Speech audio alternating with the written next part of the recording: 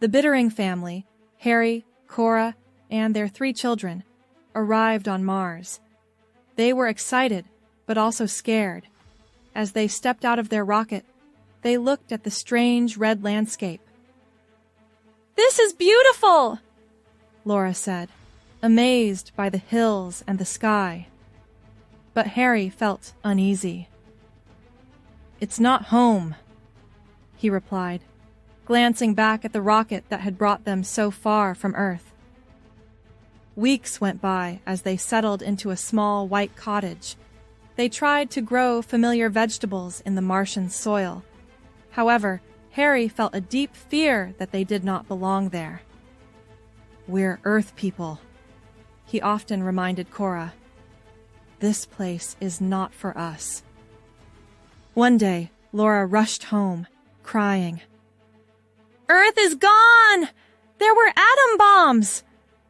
The family realized they were now stranded on Mars with no way back to Earth. As they tried to make a new life, strange things began to happen. The garden grew well, but everything felt different. The radishes looked odd, and their cow even grew a 3rd horn. Harry felt worried. He noticed changes in himself too. His eyes were starting to look different. "Something is happening to us," he said one night at dinner. Cora agreed. She could see changes in her own eyes as well. As time passed, the children started to use Martian names.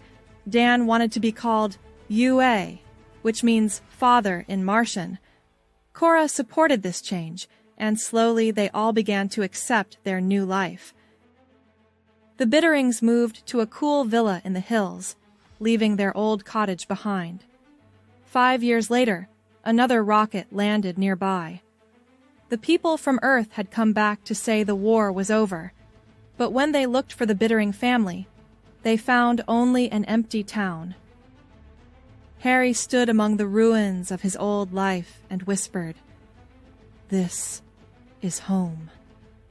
They had become Martians and accepted their new lives in this strange world, a place where they could finally live happily.